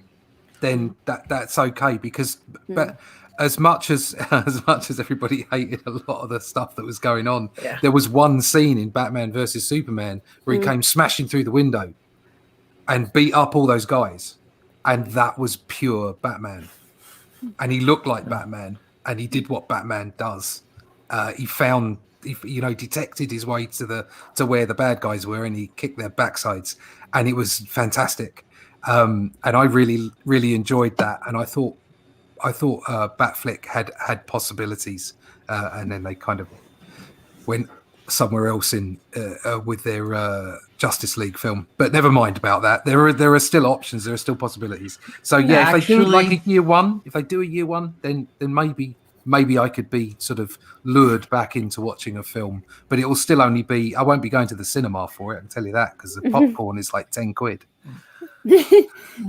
True. Yeah, you're basically dealing with the best of both worlds here because apparently they're trying to get Batfleck back for the next Flash movie. Right. At the same time, the new Batman movie will be like a year one, year two situation. Cool. So I'll give it a chance. I'm always open-minded, if nothing else. Rob, what else do we have for headlines? Anything else? Of course, we have the news that DC is not giving up on their streaming platform and are reinventing it just for comic books. Again, showing the fact that DC's owner right now is showing confidence in their ability to survive and actually letting them continue to grow outside of the bounds of them by reintroducing their app in 2021 is now DC Infinity, and it will offer the comic books, which I thought was a startling great walking away from trying to confuse the brand, because I did think that it was muddled They were trying to do too much at once and not focusing on comics. So now you'll be able to get a streaming service that is just about comic books, kind of like what Marvel does, except they're going to give you brand new comics just 6 months after the release, which has not been heard of. But then to follow it up this week, Archie said that they're going to go day of. So you'll be able to get an Archie comic on Comixology the day it's released into stores. So there's a competitiveness to get digital in your hand as much as getting a physical book, and the fact that these bigger companies are paying attention and they're giving you digital options. Yeah, I sort of like the fact that they're putting all their TV shows in one area and all their comics in one area, in another area. So, sorry, I just ate multiple streaming services. Quite honestly, because I don't pay attention to that. I probably should, but I had no idea they had a streaming service. But do you think that they upped their game, especially after they had their DC, what was it, Fandom or something like that? Yeah. I've heard nothing but incredible things coming from the Fandom. So it just looks like it's going to be all sorts of, like you said, part of the cool thing is because all their TV shows are now going over to HBO. That's going to allow HBO to focus in on that aspect of it, just like the CW does the DC shows as well. And DC itself is going to be able to concentrate solely on the comics. Plus, on top of that, from a business perspective, that means that the DC shows are actually going to be accessible to a wider audience, because you're not going to have to buy like 2 different streaming services to get all the, get the HBO and the DC stuff. It's now on one provider. And from a comic book perspective, it's sort of cool because, like I said, like Rob said, they're focusing solely on the comics, and that always was a winner for the fans. Yeah, are they opening up the whole library? Go ahead, JD. What was that? I'm sorry about that. I mean, did they open up the whole library, Rob? They're never going to open up the entire library. Do you understand how big that would be to give the entire DC library? They don't even have it, for the record, by the way. DC is losing a good portion, or has lost, I should say, a good portion of their earlier work. However, they have one of the best online archive that there is right now. That app is going to have just a treasure trove. They're keeping what it was and only adding to it. So they're getting rid of it because, of course, HBO Max absorbed everything during this merger. So now Jack sounds like he's being killed. I promise he's not. You're getting all these new comics and stuff. So you guys are going to be excited about what they're coming up with. And I see that, Ennis, you're not hiding behind something. Do you? No, it's all right. You carry on. Don't mind me. How many glasses of wine have you had? It's only a few sips. Just all that you saw me drinking. That's all I've had all day. Really big sip. I spent the whole morning cleaning house because I've got estate agents coming to take photographs. So I'm kind of hitting a slump now. I spent the morning scraping sealant off because I've got OCD and it wasn't done right. So I can see where it goes thin and where it goes thick. So yeah. No, you carry on. I'm enjoying this. I was busy admiring Robert Pattinson, so So, Fair enough. I mean, is there anything else in the news that anybody in the panel has seen that maybe you want to talk about or just, have open discussion about? or we can go back to Rob because he's got a whole bunch of headlines. Well, we're not talking about the fact that Watchmen, that Watchmen cleaned up at the Emmys this week. Actually, the first time a comic book has been shown in the award season so prominently and so respectfully. It's picked up so many awards for the great Watchmen show over on HBO. If you haven't watched Watchmen, my God, you're missing out on entertainment. That is great. I'm going to go scream at Jax. You guys go talk to each other. And I think that's a really good point. It just feels like maybe comic books is starting to hit this renaissance period, where this is the time. This is the time to, get your stories scripted out, find your artist, and really start hammering out some products and stuff because, um, you know, there are so many people who I've talked to because I am fairly new in the industry, maybe not publishing, but comic books definitely. And so many people, even prose writers, they're like, I learned reading because of comic books, and so that entry into reading, first of all, and then just the importance of art to developing your brain, and then seeing this where you are getting things like Watchmen that are being who are getting awards and all this stuff. Um, Scout, getting into Simon and Schuster is just this more accepted and not like, oh, like you're the creepy kid in mom's basement, so I'd love to hear some thoughts about that. I mean, do you think that this is a renaissance period? I definitely think so. Yeah, yeah. Because at the end of the day, I'm getting fed up of all these rehashes and reboots, and it just seems like, is there not enough scripts out there, or I think the production companies are just so scared to like put their money into something that doesn't have an audience, whereas when you have a comic and it's well known and it already has an audience, that's something that you could easily tap into and justify, putting a massive budget into. I find a lot of production companies also, they look to novels. I mean, that's how sort of the whole Harry Potter franchise came about. It was some, obscure novel that was on their table. It wasn't in script form, and they decided actually this would be good as a movie. And I think it's definitely good times, exciting times. And if anybody out there is really keen on creating a comic, this is the time to do it.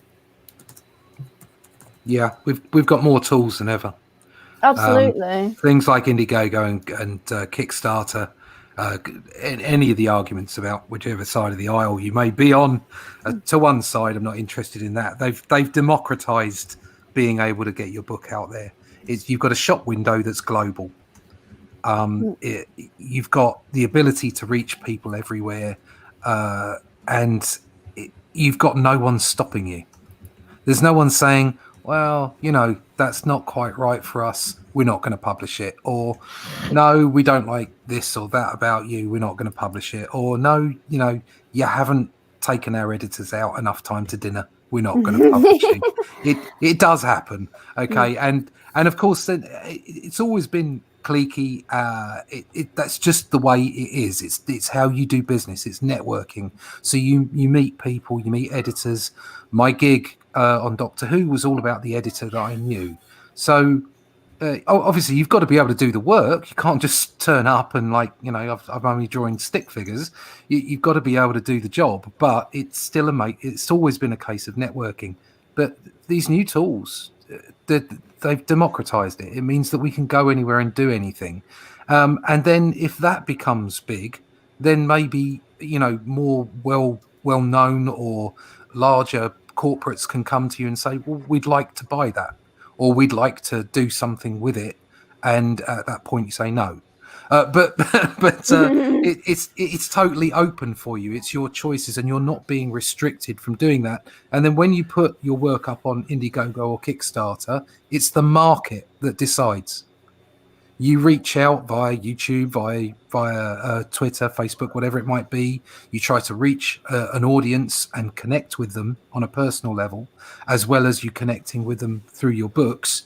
And it's like the way comics used to be, with the editorial staff in both Marvel and DC, being able to connect, the way they approached their audiences, the way they made them feel part of the process. And you can really do that now with the new tools that are available, and with the new distribution tools like Indiegogo and Kickstarter. And you can let the market decide if your book is no good, or you're no good, as in you're not being good to your audience, you're not being professional and courteous to the people that you want to trust you to buy your book, then you're not going to make it.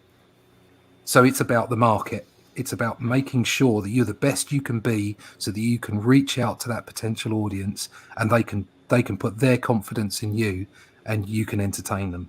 And it is, I think it is a renaissance. It's like it was in the late 80s, except now you've got just these fabulous tools to get to make it happen. Yeah. But we're starting to see some really cool stuff happening, because you're not just doing comic book publishing anymore. You're also be looking at producing it as the full gamut of intellectual properties. You're not just looking at the publishing. You're also looking at, well, how will this work on TV? Will it work in the movie theaters? I mean, you've got so many streaming services and so much content out there, that obviously going towards the comics, which are heavily visual in the first place, have a lot of those really great character moments. You know, everybody has those comic book moments where they just simply cry, or, you know, are just absolutely, they'll remember for the rest of their life. Don't talk to me about Fantastic Four versus X-Men, Kitty suicide. But, you know, it's just straight up. It's just, you've got so many people looking for content right now that, comics are definitely riding a high tide right now. Yeah, it'll be interesting to see if we can start getting more indies in bookstores, and I mean comic book shops. You understand? Because at the moment, you know, it's still primarily dominated by Marvel and DC, and that's fine. They're the big boys. But I think as independent creators, we need to try to really crack that nut. We need to try to get in there and like really, really push, because I've said it before, and you know, what I want to see in this business is I want to see parity. I want to see, you know, Marvel and DC are 70% of the market. I'd rather see it be more 50% of the market. I don't necessarily want to see them shrink. I just want to see the market grow, so that independent comics are 50% of the market and Marvel and DC are 50% of the market. So then that's way, if something happens bad on that end, on the big boys end, it doesn't affect the stores quite as harshly. And I just want to say that we're going to take a quick little break again. We're hitting the 90-minute mark. If there's anybody that needs to go, please let us know in the private chat, so that we can do a chance to say goodbye. Yeah, let me just play this really quickly, and we'll be right back. Now, every Sunday morning, longtime independent comics creator and Indie Vault podcaster Randy Zimmerman hosts a discussion on the lighter side of comics, the more whimsical and fun comics out there, on the Sunday Funnies. That's 9 a.m. Eastern Standard Time every Sunday on Indie Vault, indievault.com, the Indie Vault YouTube channel, and the usual Indie Vault sites on Facebook. Listen in, won't you? Participate in the chat. Let's have some fun. See you there. Okay, and we're back, and you know, Sunday Brunch is kind of piggybacking off of the Sunday Funnies. So big shout out to Indie Vault Radio and everybody there. You know, we kind of do this networking trinity. Is that what you call it, Rob? The networking trinity between Geek Insider, Indie Vault, and Comic Book Advocates Network. Yeah, I mean, it's exciting stuff, because with the reach that we have, you know, to help promote, and we just love indie. I know that Geek Insider, for the most part, we're not exclusive to comic books. It's entertainment, you know. So we have tech, we have entertainment, comic books and stuff like that. But really, because we weren't doing comic books so well, we're like, hey, Rob, you're already doing that. You want to be the comic book arm of Geek Insider, and that collaborative effort has really been amazing, I think. So thank you, Rob, for that.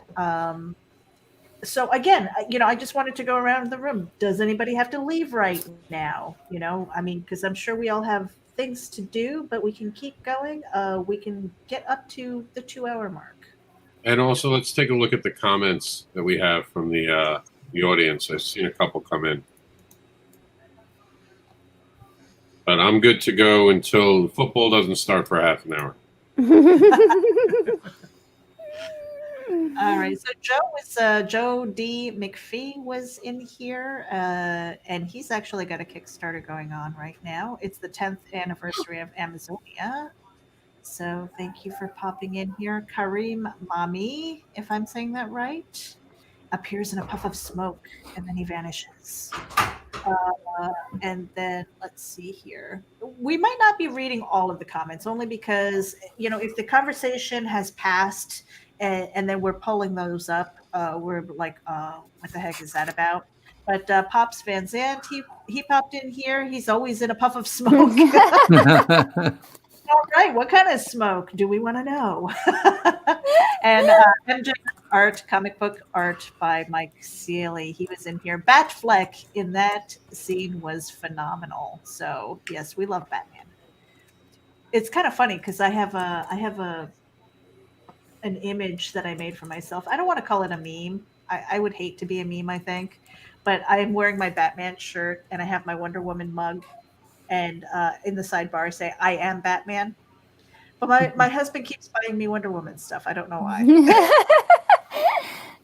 He has some fantasies. Yeah. I'm glad you said that. It's the rope. It's all about the rope, Meredith. It's just the fact Wonder Woman has a rope. Yeah. Isn't that like the last one? He wants to be whipped into submission into the circle of truth. You know what? I asked him the one time. He's like, "Nope, not gonna happen." Maybe too much information for Sunday brunch, but.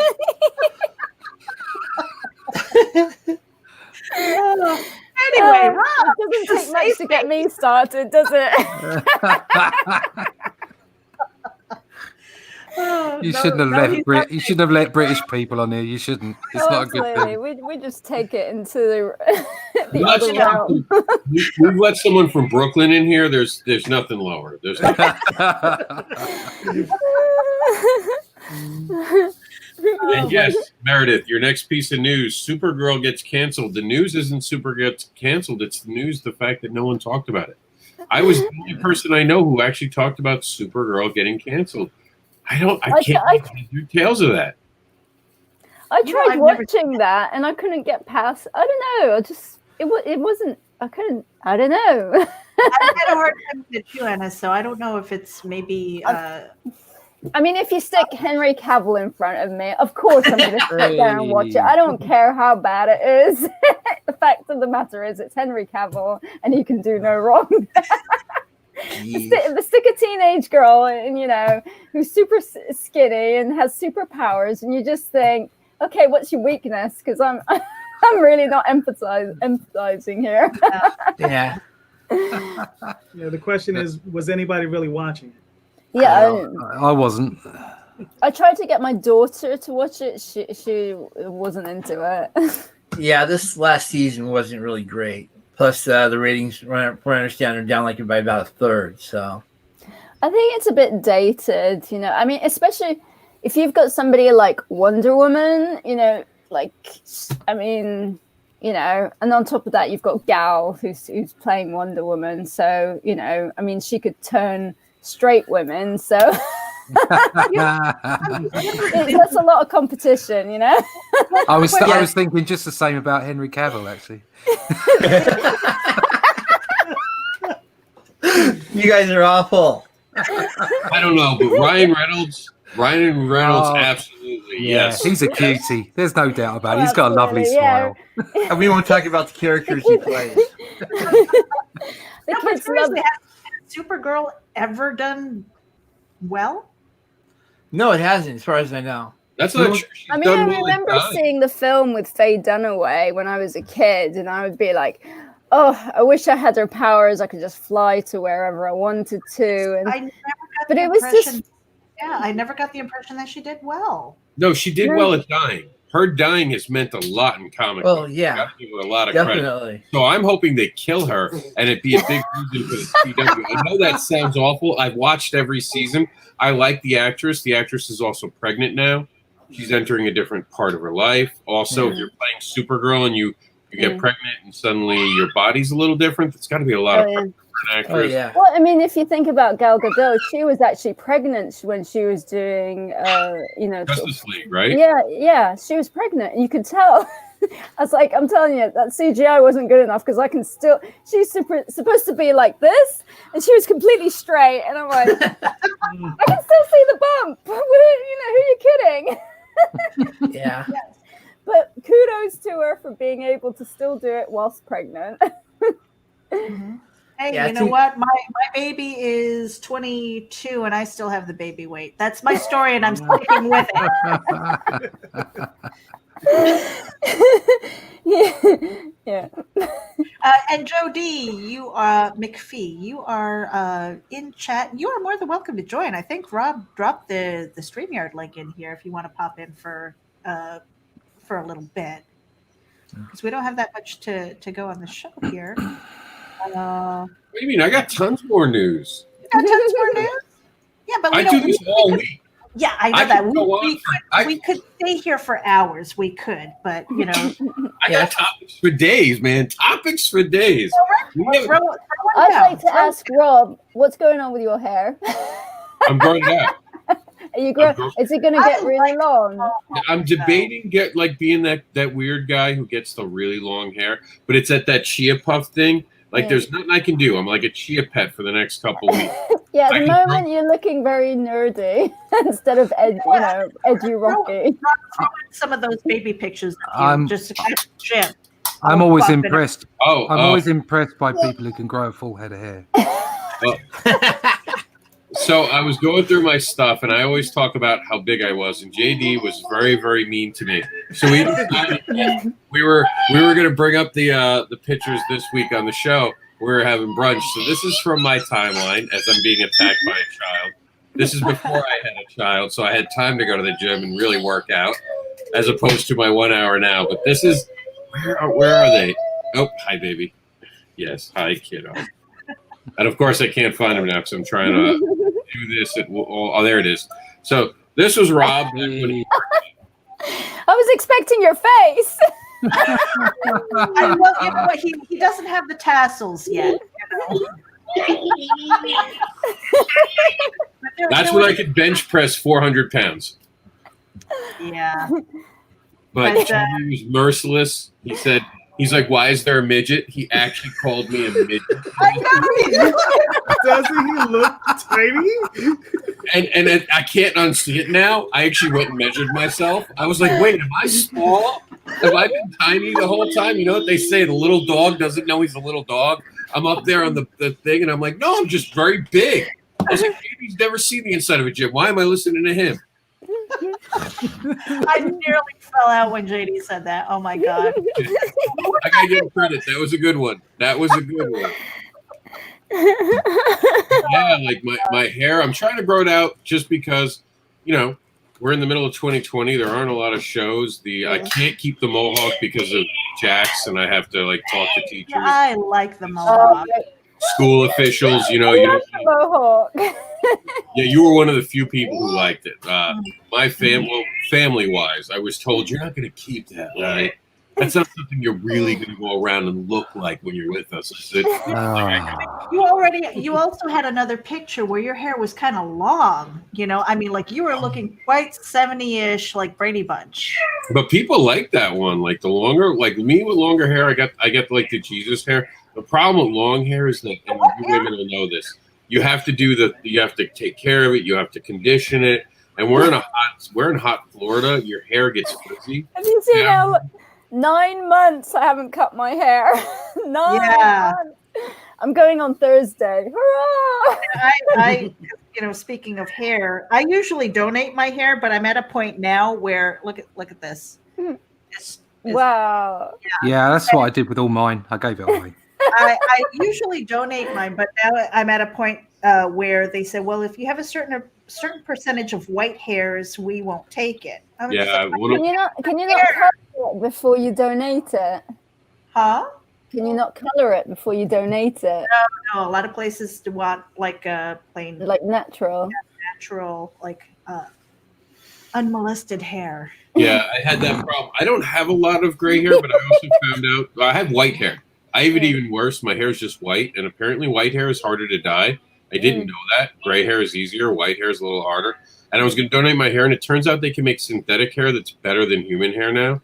So a lot of times they just want to make synthetic. You don't have to sterilize it and all that. So I'd grown it out from my friend Keith Thomas, who had died of cancer, got it to the point where it could be donated. and they were like, "Oh, we can't accept it." I was so heartbroken. I cut all my hair off, but I do actually like longer hair sometimes because I don't like being touched by people who cut my hair. I don't know what it is. It freaks me out. They always screw something up, or they cut you, or maybe it's just I'm tense as a person being touched by this person who's now cutting, and I can see it in Jax. That's why he has such long hair. Jax, come here. Come show off how long hair. Come here. I want to show you the world. That kid's got gorgeous hair. We're gonna add Joe D. McPhee to the stream here. Hello. Look at this kid's hair. Good morning. Beautiful. Joe. Hello. And he won't cut it. Watch. Jax, cut your hair. Cut. She's like, no, and he's trying to get away from it. Oh no, I had to strap my son to the chair yesterday because it was getting so long. He was just starting to look like a beetle. So, and he had for years he had a problem getting his haircut. He would scream the house down and just be completely he'll go completely demented, for the fact that I forced him to get a haircut. Mm-hmm. And then we went through phases where it got really, really long. So now he's okay, I have to bring out the baby talc. my oldest, he still lives with us, and he has no problem with me taking the number 2 buzzers and just shaving his head. He loves that. But he's trying to grow a beard. Is it patchy?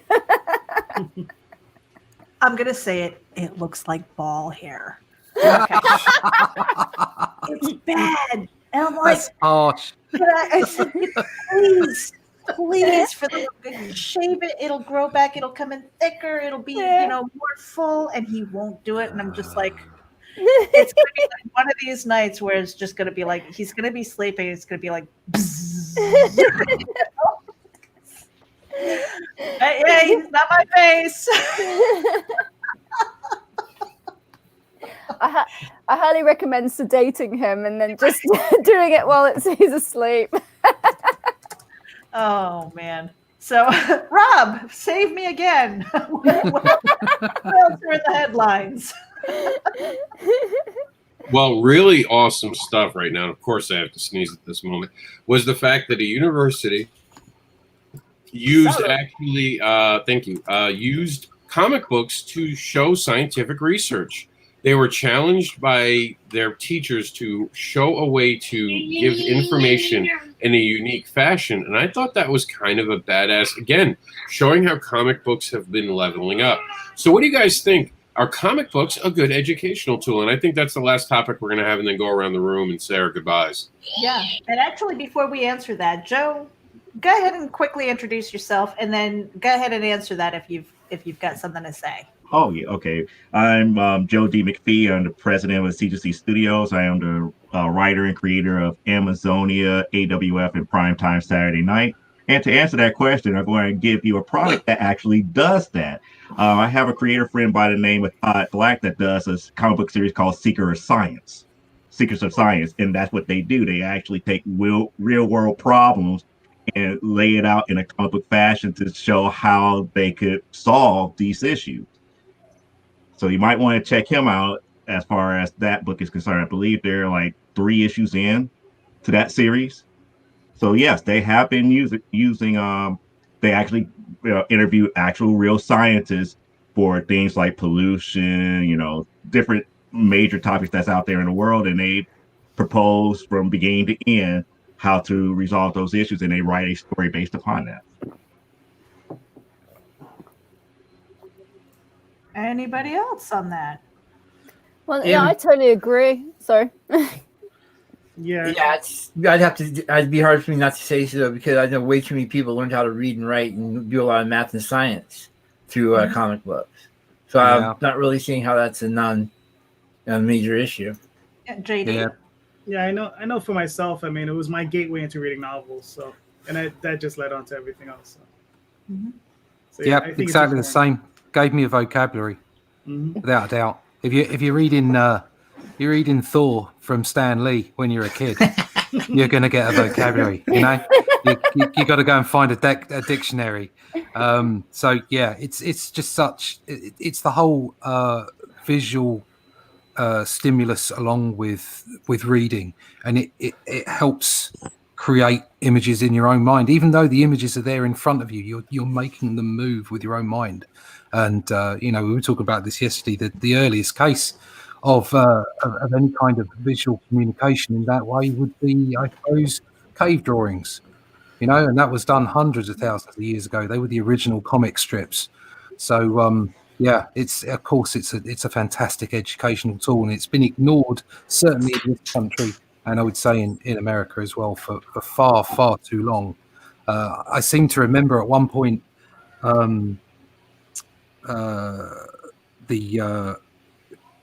J.K. Rowling suggesting that she wouldn't have Harry Potter in a comic. And unfortunately, that revealed her ignorance around comic books. I do believe that has changed now, but that was something that was attributed to her. And that just goes to underline the amount of snobbery there is around comics in the art world.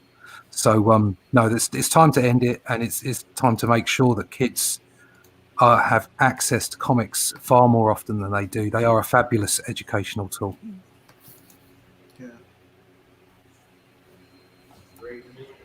Yeah, and for me, it wasn't so much comic books. I mean, when I was younger, we had the Sunday funnies because we couldn't afford comic books, and we would pass that around the table at brunch. It was the thing that we all looked forward to. But then you're looking, when I think about the stuff like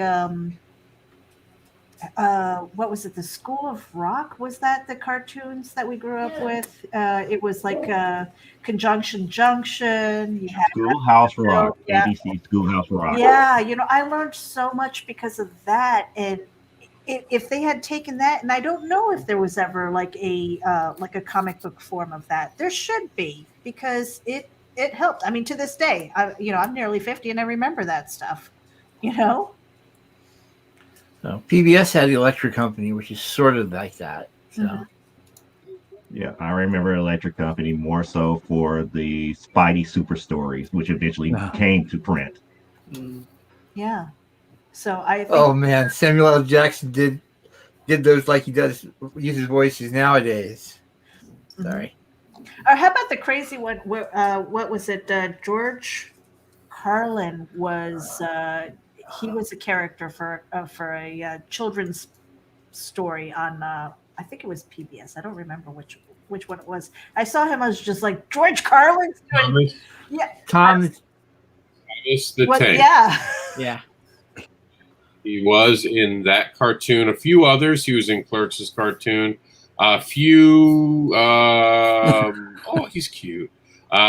You of the Cartoon Network. Is that the stuff case? He was Thomas the Tank Engine in the US for a good. Wow, I didn't know that, because we had Ringo Starr and then an actor followed him that I do not know the name of, but another Liverpudlian. So wow, didn't know that. Yeah, you learn something new every day. No. Jeez. Okay, dead air. Not allowed. Not allowed. I thought Ines was going to introduce us. I was Gabby, getting come ready here. to Come say hello. That's why I wasn't talking. I wanted to meet the little dude. Right. Oh, wait, hold on. Here. We know facts. Just say hello. Hello. Say What's hello. that, dude? Say, what's your name? What's your name? Go on. Gabriel. Gabriel. This Nice is to meet Gabriel. you. Who cut your hair yesterday? You did. I did. Do you like your haircut? Yeah. Yeah. It needs a bit. It needs a bit of clay though. Huh? You need a bit of a mohawk. There you go. Mohawks are cool. Wear a mohawk. They are. Yeah, go wear a yeah. All right. Say goodbye. Bye. Bye. Hey, dude. Nice to meet you. That's that's the thing that I miss about meeting up with people, is that the noise. I mean, I can take so much noise, and then I have to kind of find a quiet spot and stuff like that. But when there's a distinct lack of it, it's tough, and you're like, what am I missing in my life? Oh yeah, laughter.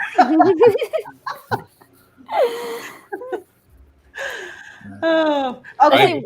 have a 5-year-old. I get pointed and laughed at all the time. It never stops. I'm mocked. I'm beat. You guys are watching Tara. He is my overlord. He is my overlord, and he will tell me what we are doing. It's no longer my choices, people. It's all his. Yes, I'm constantly reminded how embarrassing I am. I live to embarrass my kids. Oh, absolutely. It drives me even, to do it even more. That's your job. That's the way it is. Yeah. I've always joked if my kids can survive me, they can survive anything. So Yeah, toughen them up. yeah. Well, I mean, we've got a little bit of time. I don't know if you've got another little headline, Rob, or if we want to kind of go around the room and just. I think we want to go around the room just because of that YouTube 2-hour mark. Yeah. That's looming on our heads. Yeah. One quick shout out to Marvel. I appreciate the fact that they're putting on top of all their comic books coming soon. That beautiful thing for Chadwick, who was taken too soon from all of us, from Black Panther. So respect for what they did there. Absolutely love that they did that. But let's go around the room in reverse order. You came in last. You start to say goodbyes. So Joe, you're up first. Okay, well, again, I'm Joe D. McPhee. I am the creator of Amazonia, which is currently on Kickstarter. You can find me on Facebook at Joe D. McPhee or on our company page at CGC Studios. Our company website is at cgcstudios.com. I'm also on DeviantArt up under Silverbolt 14. You can catch me also on Instagram as Silvolt. That's SILV as in Victor, B as in Baker, OLT. All right. And is it me next? No, I believe the next person was Jameis. Yeah. So I'm Jameis Joke. I'm available on Facebook. I am also available on Twitter, but primarily in Facebook. My big thing is I have a podcast of WCRI. I call it Webcomics Reviews and Interviews, where pretty much everything you want to know about comics creation and comics business. So check us out for listening, and I'll be starting production back up here next week or two. So, all right, cool. And you know what, Rob? Before we go, I'm gonna go back into the Geek Speak thing because I have a bunch of QR codes that I've been uploading. In the meantime, while we get Meredith there, JD, you're up next. All right, my name is JD Calderon. I'm the writer and creator of the Oswald Chronicles. You can find me on Facebook under JD Calderon. You can also find me on YouTube under JD Calderon, where I interview indie creators all the time. And at some point, I have to have all those wonderful guests, on there so I can brutalize them with my interview style. Yeah, I'm going to be rushing to come on. Oh, you'll get that DM soon. Oh my goodness. Who's next? Now I believe we have Ines. Okay, thank you. Okay, I'm Ines Iskander. I'm the writer and creator of Ava. I currently have an in-demand campaign going on Indiegogo. You can also find me on Facebook and Instagram and Twitter. So yeah. Okay. And Russ. My name's Russ Leach. You can find me on YouTube as Comic Book Black Belt. You can find me at russleach.com, at comicbookblackbelt.com. You can find out about my book, Only Death Can Save Us, at onlydeathcansaveus.com, and there's a link there to the Indiegogo campaign. I'm in my last 5 days, so check it out, please. You can find me on the Twitter, on the Fleecebook, over on Instagram, and on Parlay when it works. And just come and talk to me about comic book art and comic books. Now, real quick, Russ. Are there links available on your website, Russ? All the links are available on my website. You go to russleach.com or to comicbookblackbelt.com or to onlydeathcansaveus.com. They're all interchangeable. Okay. Russ, are you going to extend on Indiegogo? I know it's the new thing with Indiegogos. They extend by 30 days to get a bigger audience. Yeah, it is an option. It is an option for me. What I'd really obviously want to fund in my first 30 days. What I'd really like to do is then get to my stretch goals, because I've got a load of great stuff that I'd really like to reach out to people, make sure they get it in their packages. So I've got postcards, I've got badges, the patches. That's what they're called, patches. I've got Spot UV that I'd love to put on the cover. I've even got a 5-page backup strip waiting if I get far enough. So yeah, that would be great. But obviously, I'd really like to hit that target in the first month. Mm-hmm. Excellent. Rob, how about you? Because you've got stuff actually, too. Meredith, you were in next, so it's your turn. I'm actually first today. All right. Well, you guys, I am an associate editor at Geek Insider, as well as the executive producer of the Geek Insider podcast. But I also am the program director and coordinator for Indie Event, which is going to be the thing that I work on next. And that is an event that we're going to have in November, where we are kind of horror, thrillers, steampunk, anything that's kind of Halloween.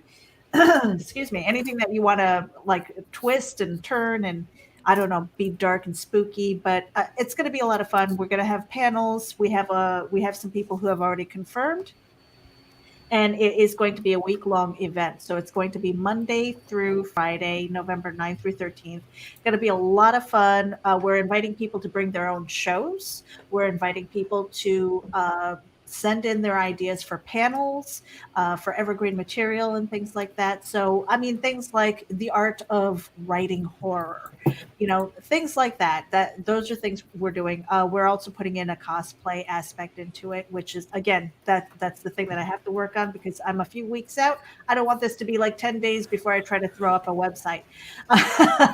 But that's it for me, you guys. And I'm going to pass the baton back to Rob. And I promise I'm not strangling my child. He's just very loud right now today because I'm not paying attention to him and he wants my attention. I am the person who first put out Cat Dad and Supermom, which you can still find on Indiegogo under Advocate Comics. It then went over to Terraform Comics, so we're just trying to sell out the original issues. Soon there'll be a brand new logo on the cover. Stay tuned for more information on all that stuff. But for now, get yourself the collector's item for that book, because now there'll only be 111 of those covers printed. That can be found at Indiegogo. I'll just look up Cat Dad, because the URLs sound funny when you try to read them out loud. I want to thank all the guests for being on today. Like Meredith said, this was just an idea of just hanging out. So we don't get to do that anymore as creators. We all go to these shows and we have to be professional, and we all behave a little bit more recklessly behind scenes, and we have a lot more fun. We wanted to try to find the in-between. Not so formal show, just something to have fun with. And I see no hands. That wasn't me. That was not me. So we wanted to invite everyone to have these discussions because I think it's important that the human connection continue and that we all be reminded that 2020 will pass next year. We won't have time for these shows all the time. I'll be on the road 30 weekends a year. I can't wait to hear about Ines coming to America to promote. It's Iva now. Ava. Damn it. I always want to go. I got to remember, go with the A. And it'll be fine. Joe will be back on the road next year. Russ, are you going to come over to the States when you can to promote? I'd love to. Yeah. I'd love to see that. James has got a lot going on. JD doesn't do shows, though. So for JD, nothing's changed. It is just looking around. Why is everyone wearing masks? Yeah, and what I want to do is, Rob, I don't know if you have any more, but I've actually made QR codes for everybody. So I'm just going to post them here really quickly. If you are watching or on the replay, and I'm also going to be posting this on the Instagram and basically Instagram with a description and a link to you guys. But these are the QR codes. This is for Joe D. McPhee, and this is going to your website. I'm not even going to try and pronounce it. It's C2C Studios. It is an actual real word if you actually put the letter E in front of it. So it's C2C Studios. All right. And then we've got Jameis's. This is going to your iTunes channel so that people can tune into your podcast. So if you are watching, this is Jameis going to his web. What is the title for that, Jameis? Webcomics Reviews and Interviews. Mm-hmm. Okay, cool. All right, Meredith, we got a minute. Yep, Russ Leach. This is going to your website, so you've got your crowdfund information there. So make sure that you guys take a screenshot of these when you get a chance. This is JD going to your Indiegogo. Ennis, This is also going to your Indiegogo. Ava is on in demand right now, and John Celestri, he had to leave early because he was making pancakes for his wife. This is his QR code to Indiegogo. Cat Dad and Supermom. There you go. That is also go to Indiegogo, and I'm just going to throw mine up. I don't have a comic book, but hey, that's my website, and you can find all my links there. Thank you, guys. Rob, I'm going to let you take us out. All right, everybody. Remember to go out and be cool to each other, talk to each other, be kind to each other, share each other's work, and be more importantly, listen to each other. It's not always important that you be talking. Sometimes it's more important that you be listening. So listen to the people around you and make the world a better place by making sure everyone feels less lonely. That's the whole point of brunch, is meeting up with your family and your friends and connecting. So do that this week. Go out and connect with people you haven't done in a long time, and maybe we'll see you here next week with another great show of the comic book breakfast brunch.